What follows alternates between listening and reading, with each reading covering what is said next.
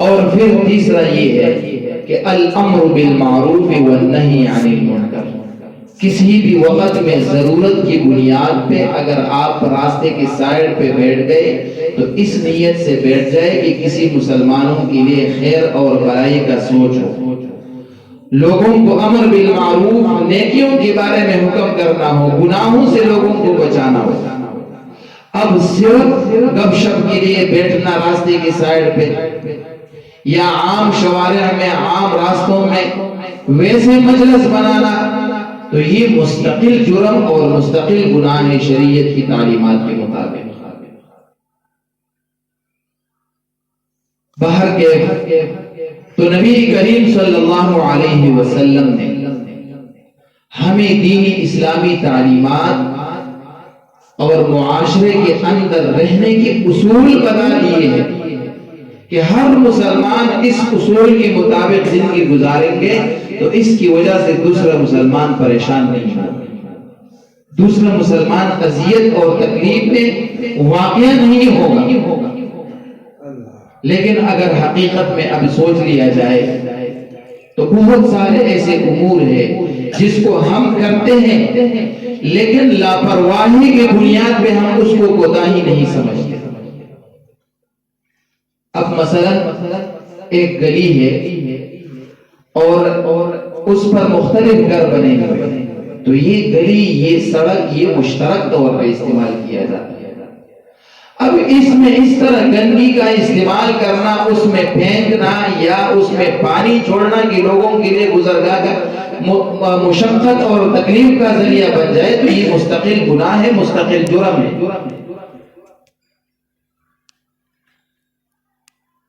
اب اگر کسی کو کہہ دیا جائے کہ یہ پانی زیادہ ضائع نہیں کرنا، گلی میں نہیں چھوڑنا، تو جواب میں شاید یہ بھی کہہ دے کہ میرا اپنا خرچہ ہو رہا، بجلی بھی میری ہے، پانی بھی میرا ہے، اس میں آپ کا کیا کام ہے؟ حالانکہ نہایت ہی غلط بات ہے۔ پہلے تو یہ ہے کہ پانی یہ اللہ کی نعمت ہے، اور وہ نعمت ہے کہ اس کے بغیر انسان ایک منٹ کے لیے بھی زندہ نہیں رہ سکتا۔ وَجَعَلْنَا مِنَ الْمَاءِ كُلَّ شَيْءٍ حَيٍّ، اللہ نے اس پانی کی وجہ سے ہر چیز کو زندگی عطا کیا۔ تو یہ نعمتوں میں سے ایک بنیادی اور مستقل نعمت ہے، اس کا اگر ایک قطرہ بھی بے جا استعمال ہو جائے تو اس کے بارے میں بھی اللہ جل شانہ پوچھے گا۔ اس وجہ سے کہ اگر تم سمندر دریا کے کنارے پر بیٹھے ہو، وضو کرنا چاہتے ہو تو استعمال اتنا ہی کرو جتنی ضرورت ہے، ضرورت سے زیادہ استعمال کرنا یہ گناہ ہے، جرم ہے۔ اور ہم کتنی بے احتیاطی سے پانی استعمال کرتے ہیں۔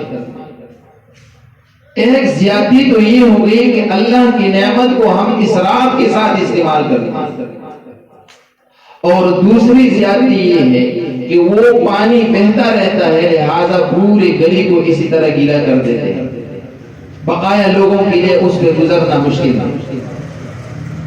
تو یہ بھی عظیم جرم ہے، عظیم گناہ ہے۔ اس طرح جرموں سے اپنے آپ کو بچانا چاہیے۔ اب یہ اس لیے ہم کرتے ہیں کہ یہ ہماری کوتاہی اور لاپرواہی ہے، اس کو ہم جرم ہی نہیں سمجھتے، اس کو ہم کوتاہی نہیں سمجھتے۔ ذہن میں یہی ہوتا ہے کہ پانی تو میرے موٹر، میرے بور کا خرچ ہو گیا، بجلی بھی میرے، بل بھی میں ادا کرتا۔ تو یہ تصور غلط ہے۔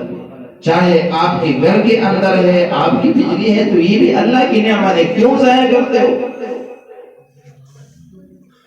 باہر کے ایسی امور سے، ایسے کاموں سے بچنا چاہیے مسلمان کو جو دوسرے مسلمان کے لیے اذیت کا، پریشانی کا، تکلیف کا ذریعہ بن جائے۔ ہمارے معاشرے میں نوجوان جب عید کا موقع ہوتا ہے تو موٹر سائیکل سے جالی نکال کر پھر اس پہ ریس لگاتے ہیں، اور اس کی آواز اتنی تیز ہوتی ہے کہ دوسرے مسلمانوں کے لیے جو جس کے قریب گزر جائے کتنا تکلیف کا ذریعہ بن جائے۔ اب اس کی ذہن میں تو یہ بات ہے کہ میرے لیے تو خوشی کا دن ہے، میں نوجوان ہوں، سب کچھ میرے ہے، میں استعمال کر لیتا ہوں۔ وہ اس جرم کی طرف اس کا تصور بھی نہیں ہے کہ یہ بھی کوئی جرم ہے، حالانکہ بہت بڑا جرم ہے۔ دوپہر کا وقت ہے، لوگ گھروں میں آرام کرتے ہیں، آپ گلی سے گزر گئے، اس سے جالی نکال دیے، اس کی آوازیں، کسی کی نیند خراب کی، اس کے دل میں ذرا سی بھی بد دعا آئی تو آپ کا بیڑا غرق ہے۔ اس لیے کہ مظلوم کی بد دعا تو اللہ جل شانہ قبول فرماتے ہیں۔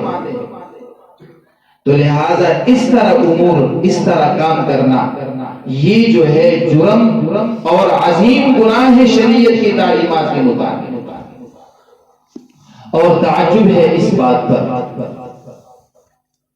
کہ ہم اپنے اولاد کے لیے صرف کمائی، صرف دنیا کے مال و متاع کو جمع کر لیتے ہیں اور یہ ہم اپنی بہادری سمجھتے ہیں، لیکن اپنے اولاد کی تربیت کے لیے وقت کبھی بھی نہیں دیتے۔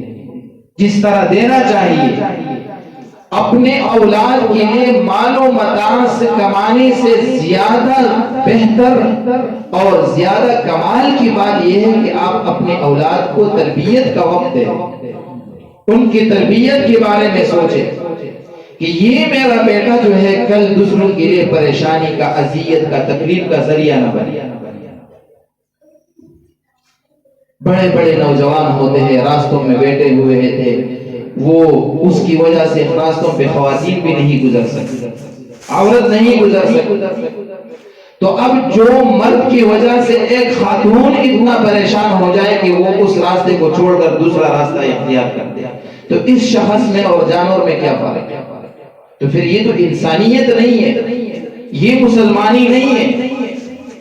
لہذا اپنے اندر یہ احساس پیدا کرنی چاہیے کہ کسی بھی حال میں، کسی بھی جگہ میں میرے وجہ سے دوسرا مسلمان، میرے زبان کی تکلیف کی وجہ سے، میرے ہاتھوں کی اذیت کی وجہ سے دوسرے مسلمان کو کیوں پریشان کرے؟ اور یہ پریشان کرنا، یہ اذیت دوسروں کو دینا، یہ صرف دنیا میں نہیں بلکہ آخرت میں یہی ہمارے لیے جہنم کا ذریعہ اور مستحق استحقاق بنتا ہے۔ پیغمبر علیہ السلام نے فرمایا کہ میرے امت کے اعمال مجھ پر پیش کیے گئے، اچھے اعمال بھی اور برے اعمال بھی۔ تو اس میں سے نبی علیہ السلام نے فرمایا کہ اچھے اعمال میں سے ایک عمل یہ ہے کہ راستے سے تکلیف دہ چیز کو ہٹانا، اور مسلمانوں کے برے اعمال میں سے یہ ہے کہ راستے میں تکلیف دہ چیز کو پھینکنا، جو دوسرے مسلمانوں کے لیے اذیت کا، تکلیف کا، پریشانی کا باعث بنے، وہ پھینکنا، اس میں رکھنا یا بے احتیاطی سے کام لینا، تو یہ برے اعمال میں سے۔ تو اس لیے سامعین قدر، مسلمان کا معاشرہ ہے، لہذا اس میں ہر مسلمان دوسرے مسلمان کے لیے ماڈل ہے۔